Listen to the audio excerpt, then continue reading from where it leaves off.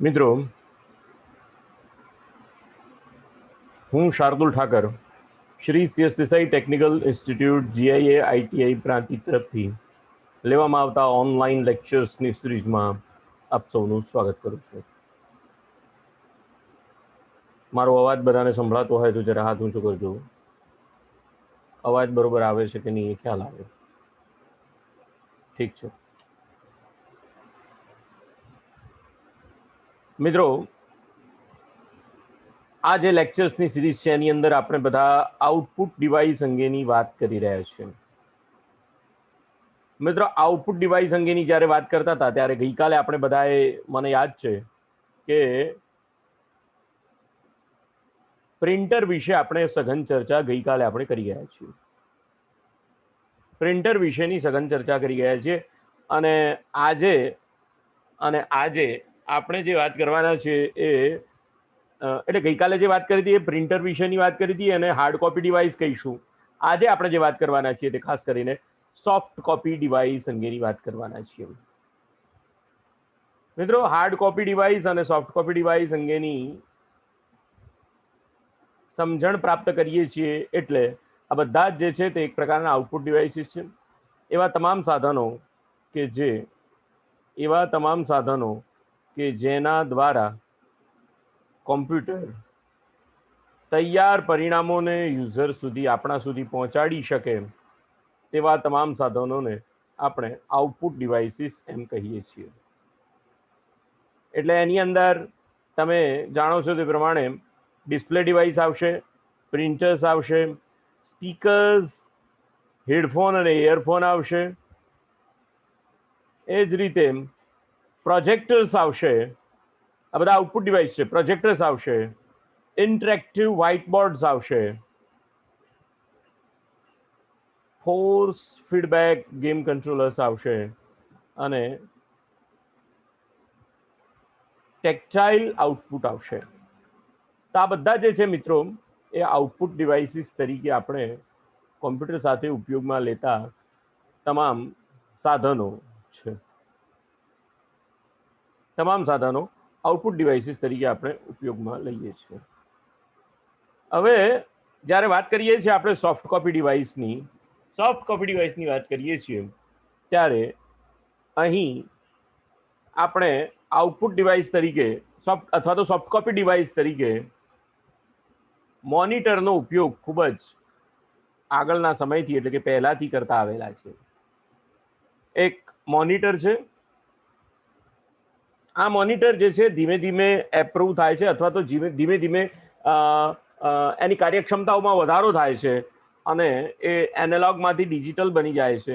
એટલે આ જે મોનિટર, જે એનાલોગ મોનિટર છે, કે જે જૂના પ્રમાણના મોનિટર હતા તેને વીડીયુ કહેવામાં આવે છે અથવા તો એને સીઆરટી કહેવામાં આવે છે. આ જે સીઆરટી છે એનું ફૂલ ફોર્મ છે કેથોડ રે ટ્યુબ. અને અહીંયા જે વીડીયુ છે એ વિઝ્યુઅલ ડિસ્પ્લે યુનિટ છે. VDU stands for Visual Display Unit. અચ્છા, હવે આ જે મોનિટર છે એની ક્ષમતાઓમાં વધારો થાય છે અને ત્યાર પછી જે ડિવાઇસ આવે છે તે એલસીડી ડિવાઇસ છે અને બીજું છે એલઈડી ડિવાઇસ છે, જેને આ જ વસ્તુ આપણે ટીવીમાં પણ આ જ વસ્તુની કેટેગરીને આપણે જોતા હોઈએ છીએ. હવે બરોબર સમજો, અહીંયા તમારી પાસે સૌથી પહેલા આ બધો જ જે ખેલ છે અથવા તો એમ કહીએ કે આ બધી જ જે વાત છે એ ક્યાંથી શરૂ થાય છે અને ક્યાં સુધી પહોંચે છે એની વાત કરીએ આપણે સૌથી પહેલા. તો સૌથી પહેલા જે તમારી પાસે જે છે તે સીપીયુ છે. હવે હું અહીંયા એકાદ જરા ફિગર તમને વધારે સારી રીતે દર્શાવવા માટે પ્રયત્ન કરું છું.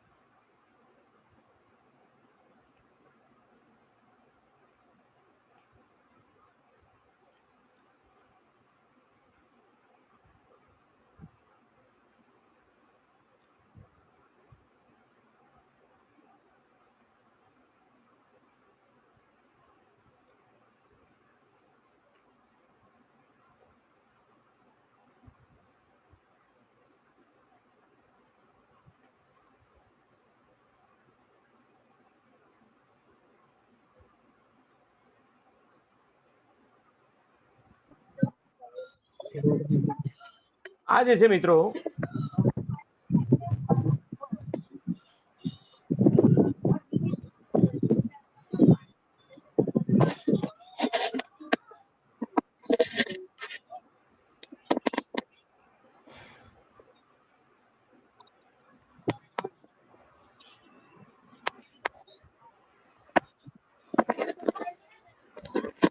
ક્યાંક માર ભરવાનું ચાલતું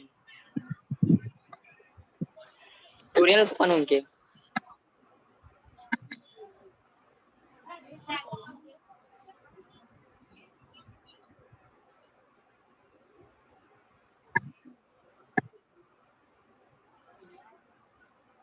PDF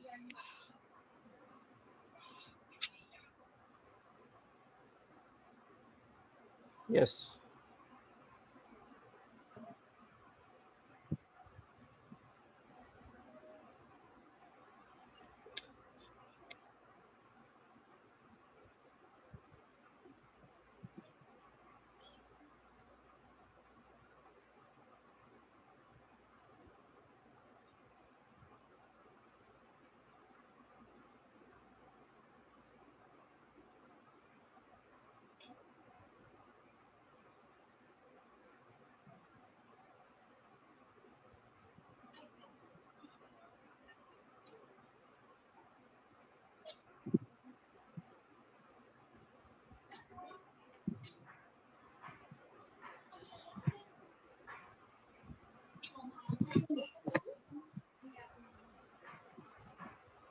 બરોબર સમજવા પ્રયત્ન કરજો. આ જે છે અવાજ બધા મ્યુટ કરી દેજો તમારો.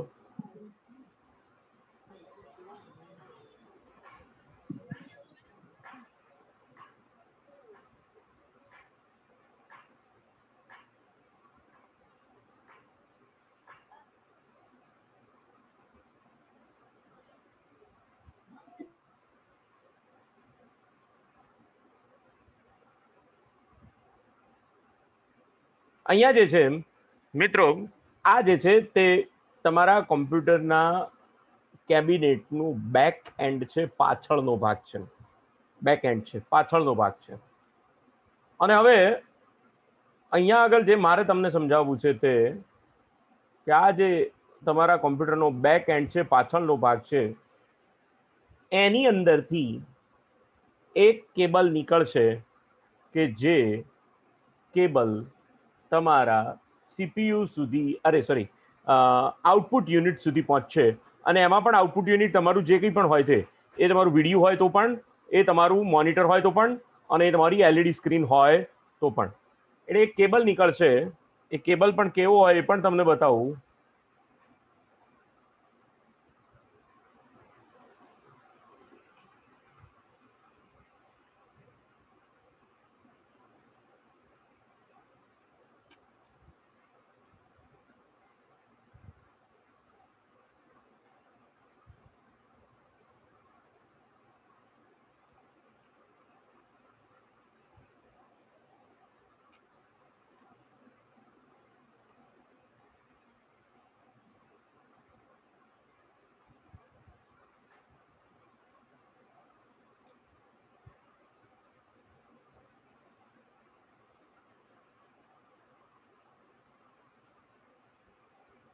તો આ કેબલ છે.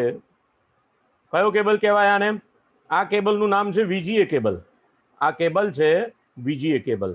આ વીજીએ કેબલનો એક છેડો જે છે તે અહીંયા આગળ તમારા ડિસ્પ્લે યુનિટ્સની અંદર અથવા તો ગ્રાફિક યુનિટની અંદર લાગશે. અને બીજો જે છેડો છે મિત્રો, એ તમારા મોનિટરમાં અથવા તો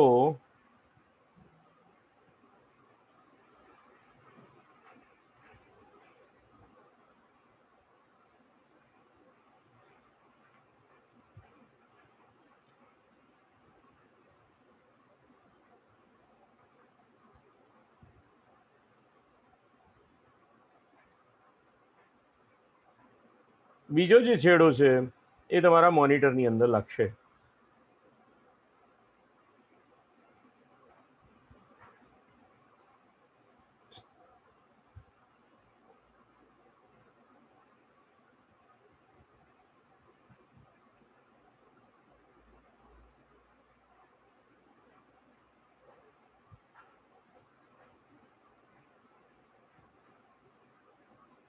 આ બીજો જે છેડો છે, એક છેડો અહીંયા આગળ તમારા સીપીયુ ની અંદર પાછળ લાગશે, કે જેને ડિસ્પ્લે પોર્ટ કહેવામાં આવશે, અને આ ડિસ્પ્લે પોર્ટમાંથી જે કેબલ નીકળશે તે બીજો કેબલ તમારા મોનિટરની અંદર લાગશે. એ પછી ટીએફટી હોય, એ પછી મોનિટર હોય, કે એલસીડી હોય, કે એલઈડી હોય, વોટ એવર ઇટ મે. તો હવે એટલે એનો મતલબ એવો થયો કે તમે જે કંઈ પણ ડિસ્પ્લે તમારા કોમ્પ્યુટરમાં જુઓ છો તે આવે છે ક્યાંથી? તે આવે છે સીપીયુ પાસેથી, અથવા તો મધરબોર્ડ ઉપરથી એ ડિસ્પ્લે આવે છે. એ ડિસ્પ્લે આવે છે ક્યાંથી? મધરબોર્ડ ઉપરથી. એ ડિસ્પ્લે મોકલે છે કોણ? તો એ ડિસ્પ્લે મોકલવા માટે જે જવાબદાર છે એને, અથવા જે સર્કિટ જવાબદાર છે એને ગ્રાફિક્સ કાર્ડ એમ કહેવામાં આવે છે. એને શું કહેવામાં આવે છે? Graphics card. ગ્રાફિક્સ કાર્ડ જે છે એ VGA પોર્ટ વાળું પણ હોઈ શકે, HDMI પોર્ટ વાળું પણ હોઈ શકે, અને એ જ રીતે એટલે પોર્ટ, અહીંયા પોર્ટ આવશે. એ પોર્ટની વાત આપણે જ્યારે પ્રેક્ટિકલની વાત કરીશું એ વખતે કરીશું, પણ શેના દ્વારા જોડાય છે એની વાત હું તમને અત્યારે કરું છું. એટલે ગ્રાફિક્સ કાર્ડ દ્વારા, ગ્રાફિક્સ કાર્ડ જે છે તે મધરબોર્ડ ઉપર રહેલી સર્કિટનું નામ છે, કે જેના દ્વારા ડિસ્પ્લે શું બતાવવાનું છે એ તમારા મોનિટર સુધી પહોંચે છે, તમારા આઉટપુટ યુનિટ સુધી પહોંચે છે. એ તમારા આઉટપુટ યુનિટ સુધી પહોંચે છે. હવે આપણે જે સમજવાનું છે તે આ આઉટપુટ યુનિટ કેવી રીતે કામ કરે છે એની વાત સમજવાની છે. એટલે બરોબર સમજો, ડિસ્પ્લે ઉત્પન્ન ક્યાંથી થાય છે? ગ્રાફિક્સ કાર્ડ પાસેથી ઉત્પન્ન થાય છે. એટલે ડિસ્પ્લે ઉત્પન્ન ક્યાંથી થાય છે? ગ્રાફિક્સ કાર્ડ પાસેથી ઉત્પન્ન થાય છે. કોણ ઉત્પન્ન કરે છે? ગ્રાફિક્સ કાર્ડ આ ડિસ્પ્લે ઉત્પન્ન કરે છે. કોના માધ્યમથી? VGA અથવા ઓર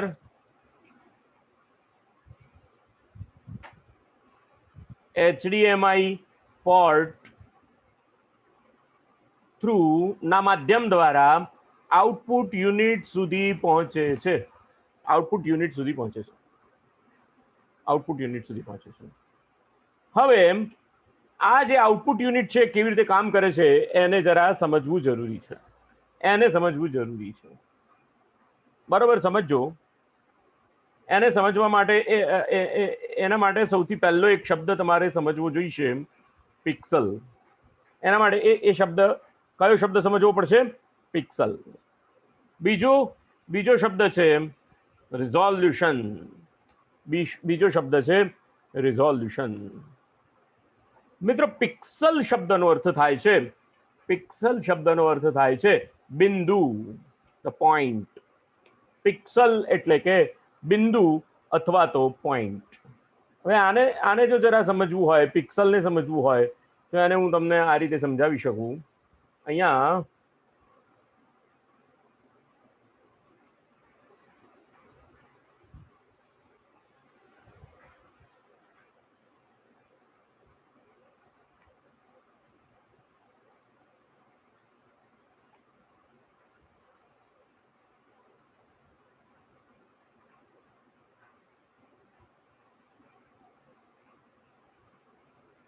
મેં કેરેક્ટર લખેલો છે એ. કયો કેરેક્ટર લખેલો છે મિત્રો? કેરેક્ટર એ લખેલો છે. હવે આ કેરેક્ટરને જો હું એનલાર્જ કરીશ, ઝૂમ કરીશ,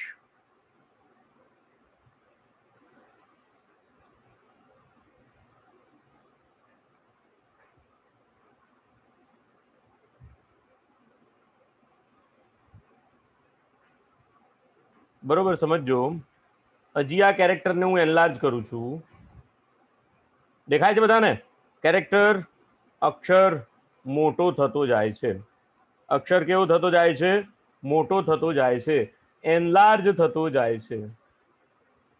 આ જે કેરેક્ટર છે, અથવા તો આ જે એનલાર્જડ કેરેક્ટર છે, એ શેનાથી બનેલો છે? તો આ અક્ષર જુદા જુદા બિંદુઓના સમૂહથી બનેલો છે. આ અક્ષર શેનાથી બનેલો છે? જુદા જુદા પોઈન્ટ્સના બિંદુઓના સમૂહથી આ અક્ષર બનેલો છે. અને એટલા માટે તમે જુઓ, એની અંદર એક અક્ષર બ્લુ સેલ થી દેખાય છે. આ એક સેલ છે, એક ચોરસ ખાનું છે. આ શું છે? એક ચોરસ ખાનું છે. એની અંદર જો હું કલર અહીંયાથી ભરી શકું, અહીંયાથી જો હું વ્હાઈટ કલર એની અંદર ફિલ કરું તો તમને દેખાશે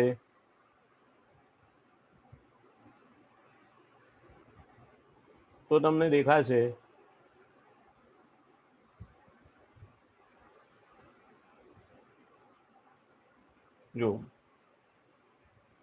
આ જે અક્ષર છે શેનાથી બનેલો છે?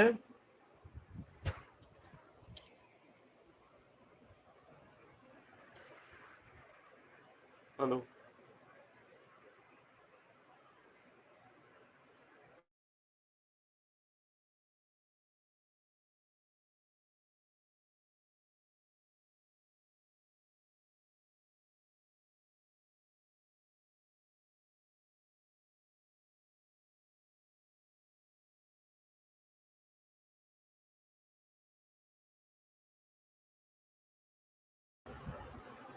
તો અહીંયા આ જે અક્ષર લખેલો છે એ અક્ષર એ જુદા જુદા પ્રકારના બિંદુઓ ભેગા થઈને કોઈ એક અક્ષર બને છે. જો અહીંયા જુદા જુદા બિંદુઓ ભેગા થાય છે અને એની અંદર હું સફેદ કલર ફિલ કરીશ અને હવે મારું એનલાર્જમેન્ટ કાઢી લઈશ તો તમે જોઈ શકશો કેરેક્ટર એ તો લખેલો છે પણ એની અંદર વચ્ચે સફેદ બિંદુઓ ભરાઈ ગયા છે.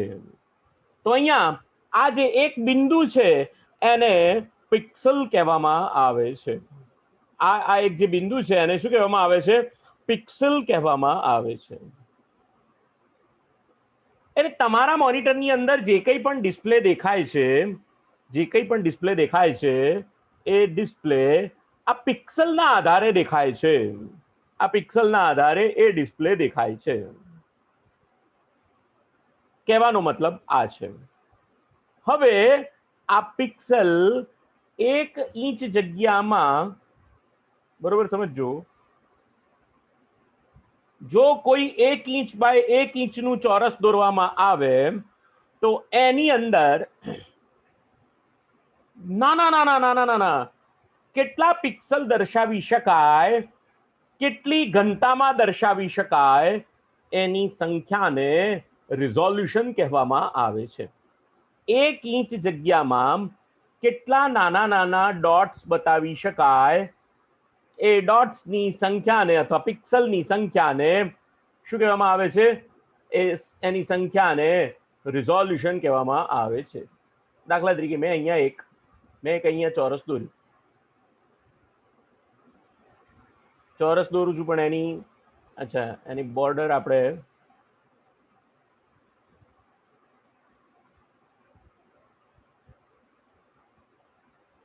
મેં ચોરસની બોર્ડર જે છે તે કેવી સિલેક્ટ કરી લીધી? અહીંયા બ્લેક કલર અને અહીંયા હું એક બોક્સ દોરું છું ફરીથી.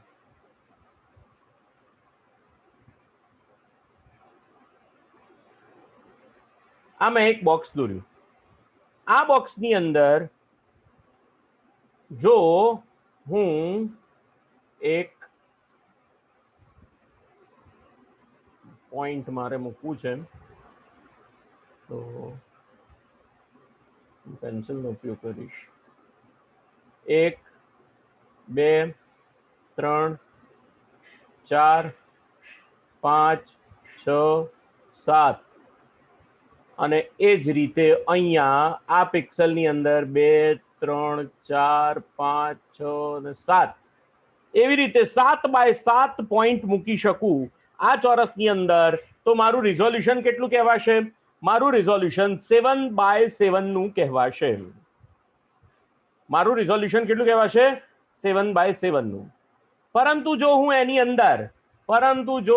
એની અંદર 1000 પિક્સલ મૂકી શકું તો મારું રિઝોલ્યુશન કહેવાશે 1000 બાય 1000. 1000 બાય 1000 ના બિંદુઓ મૂકી શકું 1 ઇંચ જગ્યામાં તો મારું રિઝોલ્યુશન કેટલું કહેવાશે? 1000 બાય 1000. તમે જે ડિસ્પ્લે તમારી સ્ક્રીન ઉપર જુઓ છો એનું રિઝોલ્યુશન જે છે તે 600x800 નું હોય છે. એટલે તમારા સ્ક્રીનની અંદર જે ડિસ્પ્લે આવે છે એ ડિસ્પ્લેનો જો તમે 1 ઇંચ ચોરસ લો તો એની અંદર 800x600 બિંદુઓને પ્રદર્શિત કરી શકાય છે. તો આ બે શબ્દો બરોબર સમજવા જેવા છે, નહીંતર તમને મોનિટરના કાર્યભાર વિશે અથવા તો મોનિટરના કેવી રીતે કામ કરે છે એના વિશે ખ્યાલ નહીં આવે. એટલે આ બે શબ્દો મેં તમને ખાસ માટે એટલા માટે સમજાવ્યા. એક શબ્દ છે એની અંદર પિક્સેલ અને બીજો શબ્દ છે રિઝોલ્યુશન. આપણું મોનિટર, આપણું કોમ્પ્યુટર કેવી રીતે અને કયા રિઝોલ્યુશન ઉપર કામ કરે છે એ જોવા માટે રાઈટ ક્લિક કરવું પડે અને એની પ્રોપર્ટીમાં જવું પડે અથવા એની ગ્રાફિક્સ પ્રોપર્ટીની અંદર જવું પડે તો તમને ખબર પડે કે દેખાય છે મારી સ્ક્રીન બધાને દેખાતી હોય તો હાથ ઊંચો કરજો. મારી સ્ક્રીન જો બધાને દેખાતી હોય તો હાથ ઊંચો કરજો. તમારું મોનિટર કેટલા રિઝોલ્યુશનથી કામ કરે છે એ જો તમારે જોવું હોય તો જે ડેસ્કટોપ છે એના ઉપર રાઈટ ક્લિક કરવું પડે અને રાઈટ ક્લિક કર્યા પછી ગ્રાફિક્સ ઓપ્શન ઉપર અથવા તો ગ્રાફિક્સ પ્રોપર્ટી ઉપર તમે એ ગ્રાફિક્સની પ્રોપર્ટીને ખોલો તો તમને દેખાશે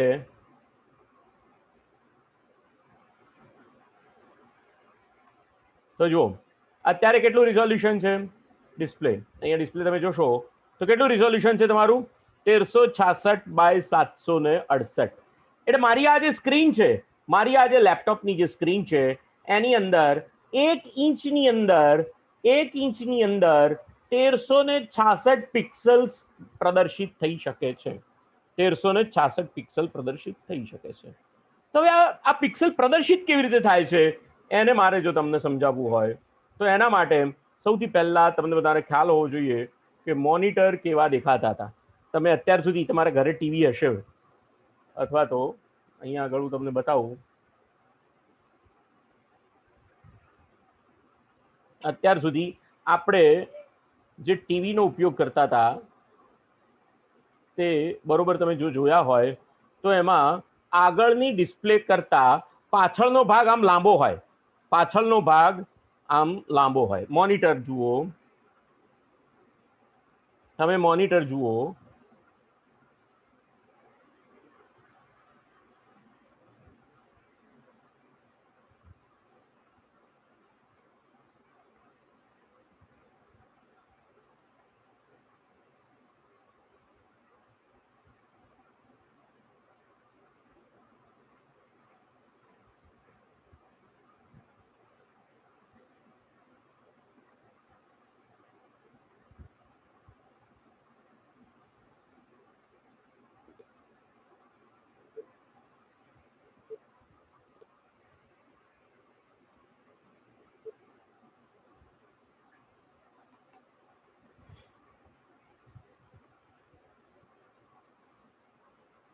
તો તમે આ મોનિટર જુઓ છો. આ જે મોનિટર છે એની આગળની સ્ક્રીન જુઓ, એ આગળની સ્ક્રીન કરતાં પાછળનો જે ભાગ છે એ આ રીતે તમે જોઈ શકો છો. હવે જો આ પાછળનો જો ડબ્બો તમે ઓપન કરી ખોલી નાખવામાં આવે, આ જે બોક્સ જો ખોલી નાખવામાં આવે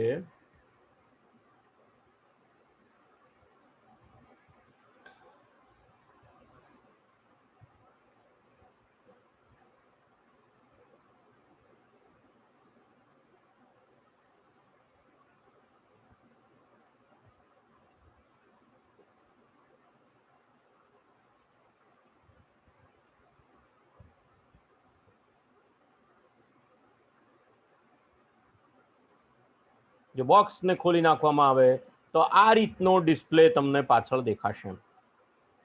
આ રીતનો ડિસ્પ્લે તમને બોક્સની પાછળ દેખાશે. આને આપણે ટ્યુબ કહીએ છીએ. આ શું છે?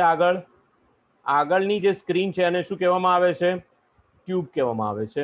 અને પાછળની જે સર્કિટ છે એમાં બે ભાગ સૌથી અગત્યના છે. બે ભાગ સૌથી અગત્યના છે. એક ડિફ્લેક્શન યોક કહેવામાં આવે આ જે ભાગ છે એને ડિફ્લેક્શન યોક કહેવામાં આવે અને આ જે ભાગ છે એને ઇલેક્ટ્રોન ગન કહેવામાં આવે. ઇલેક્ટ્રોન ગન કહેવામાં આવે. ઇલેક્ટ્રોન ગનની અંદરથી ઇલેક્ટ્રોન છોડવામાં આવે અને આ જે કાચ છે, ટ્યુબનો જે કાચ છે, એની અંદર મિથેન ગેસ ભરવામાં આવે છે. એની અંદર કયો ગેસ ભરવામાં આવે છે? મિથેન ગેસ ભરવામાં આવે છે, અથવા તો એને ફોસ્ફરસ પણ એમ કહેવામાં આવે છે. હવે આ ફોસ્ફરસ એ રીતનો હોય છે, આ મિથેન ગેસ જે છે એ એવી રીતનો છે કે જેના ઉપર પ્રકાશ ફેંકવામાં આવે, આ જો પ્રકાશ જો આ ગેસ ઉપર ફેંકવામાં આવે તો અમુક 2 સેકન્ડ કે 5 સેકન્ડ સુધી એ ફોસ્ફરસ ગેસ પ્રકાશિત રહે છે. પ્રકાશ ફેંકીને બંધ કરી દેવામાં આવે તો પણ એ મિથેન ગેસ છે એ 2 સેકન્ડ કે 5 સેકન્ડ સુધી એ પ્રકાશિત રહે છે અને એને રિફ્રેશ રેટ કહેવામાં આવે છે. હવે બરોબર સમજજો. હવે આ આખી જે ફિગર જે છે એ જે મેં તમને જે વસ્તુ ખરેખર ઓપન કરીને બતાવી, આ એનો બ્લોક ડાયાગ્રામ છે. આ એનો બ્લોક ડાયાગ્રામ છે. બરોબર સમજજો. મેં તમને 3 વસ્તુ કીધી હતી ડિસ્પ્લે યુનિટમાં. અહીંયા આગળ સૌથી પહેલા ફ્લોરોસન્ટ છે અથવા તો મિથેન ગેસ છે, પાછળ ઇલેક્ટ્રોન ગન છે અને આ જે છે તે ડિફ્લેક્શન પ્લેટ્સ છે, ડિફ્લેક્શન યોક છે. તમે બધા જાણો છો કે પ્રકાશ હંમેશા એકદમ સીધી રેખામાં જ ગતિ કરે છે. પ્રકાશ કેવી રેખામાં ગતિ કરશે? સીધી રેખામાં. સીધો જ પ્રકાશ હંમેશા કેવી રીતે પડશે? સીધો જ જશે. તો ઇલેક્ટ્રોન ગનની અંદરથી જે ઇલેક્ટ્રોનને થ્રો કરવામાં આવે છે, જે ગન દ્વારા ઇલેક્ટ્રોન્સ ફાયર કરવામાં આવે છે, તે ફાયર થયેલા ઇલેક્ટ્રોન્સ આ ડિફ્લેક્શન પ્લેટ્સ દ્વારા સ્ક્રીનના કયા ભાગમાં તમારે એ લઈ જવા છે એની દિશા નક્કી કરી આપે છે. કોણ નક્કી કરી આપે છે? ડિફ્લેક્શન પ્લેટ્સ જે છે, ડિફ્લેક્શન યોક્સ જે છે તે ઇલેક્ટ્રોન ગનની દિશાને નક્કી કરી આપે છે. અને આ જે ઇલેક્ટ્રોન ગન છે એ એક વખત એક બિંદુને પ્રકાશિત કરે ત્યાર પછી એ બિંદુ 2 સેકન્ડ સુધી પ્રકાશિત થઈ શકે છે. 2 સેકન્ડ સુધી એટલે એના રિફ્રેશ રેટને બરોબર સમજવું જોઈએ. અને આ ડિફ્લેક્શન અથવા ઇલેક્ટ્રોન ગન છે તે 1 સેકન્ડમાં આખી સ્ક્રીન ઉપર જેટલા બિંદુઓ છે એ દરેક બિંદુઓને 60 વખત એ ડિફ્લેક્શન ઇલેક્ટ્રોન ગન 1 સેકન્ડમાં 60 વખત પ્રકાશિત કરી દે છે. 1 સેકન્ડમાં કેટલા વખત પ્રકાશિત કરી દે છે? 60 વખત. એટલે આપણને એમ લાગે છે કે આપણી સ્ક્રીન ક્યારેય બંધ થતી નથી. 1 સેકન્ડમાં 60 વખત રિફ્રેશ કરે છે, પ્રકાશિત કરે છે. જ્યારે જે ઇલેક્ટ્રોન છે અથવા તો ફોસ્ફરસ છે એની ક્ષમતા 1 વખત એના ઉપર પ્રકાશ પડ્યા પછી 2 સેકન્ડ સુધી એ પ્રકાશને જાળવી રાખવાની એની ક્ષમતા છે. એની સામે આ જે ઇલેક્ટ્રોન ગન છે એ ઇલેક્ટ્રોનને 1 સેકન્ડમાં દરેક પિક્સેલ ઉપર 60 વખત ફેંકે છે, એને ફાયર કરે છે. અને એટલા માટે આખી સ્ક્રીન તમને એક સાથે તમને પ્રદર્શિત થયેલી લાગે છે. અને આજે તમે બિંદુઓ જોઈ શકો છો એ પિક્સેલ એની ઘનતા દ્વારા તમારો ડિસ્પ્લે કેટલો સારો આવે છે કે તમારો ડિસ્પ્લે કેટલો જો આ જે આકૃતિ છે એને જો હું વધારે મોટી કરીશ ને તો એ ફિગર આપમેળે ઝાંખી થતી જશે. આ ફિગર જે છે કેવી થતી જાય છે? ઝાંખી થતી જાય છે. કારણ કે જે કંઈ પણ પિક્સેલ છે એને તમે એનલાર્જ કરીને જુઓ છો, એટલે જેટલા દૂરથી તમે જુઓ એટલું વધારે તમને સારું દેખાય. એટલા દૂરથી વધારે એટલે એનું રિઝોલ્યુશન જે છે એ 600x800 અથવા તો એનું અહીંયા પણ એનું રિઝોલ્યુશન હોય. તમે એડિટ પિક્ચર્સમાં જઈ અને તમે રિસાઇઝ કરો તો તમારું રિઝોલ્યુશન તમને અહીંયા આગળ દેખાશે. આ પિક્ચરની આ જે પિક્ચર છે, આ જે ચિત્ર છે એની ઓરિજિનલ સાઇઝ 1280x720 છે. 1280 બાય 720ની એની ઓરિજિનલ સાઇઝ છે. એના કરતાં તમે જો એને વધારે મોટું કરો તો એ વધારે ઝાંખું થતું જશે. એટલે મોનિટરની જે કાર્ય કરવાની જે પદ્ધતિ છે તે આવી રીતની છે.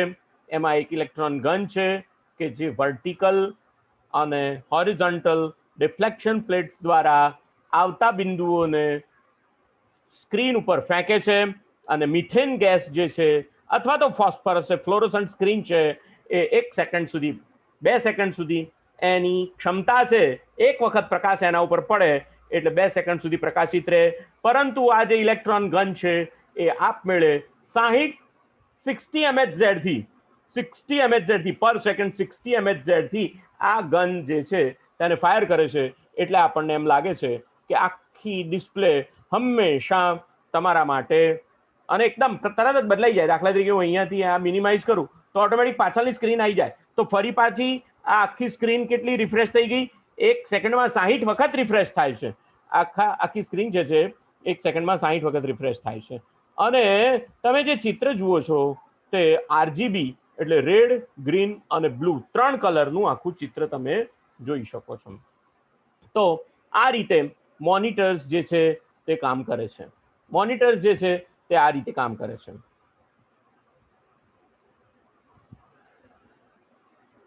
મોનિટરની અંદર જે સ્ક્રીન છે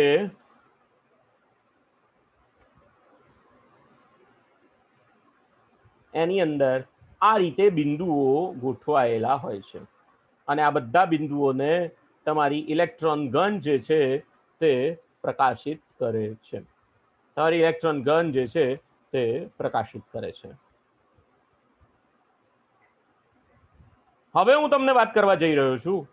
આ લેક્ચરને અહીંયા પૂરું કરી દઉં છું અને એના પછીના લેક્ચરમાં LCD અને LED ટીવી કેવી રીતે કામ કરે છે એને બ્લોક ડાયાગ્રામ દ્વારા હું તમને સમજાવવા પ્રયત્ન કરીશ.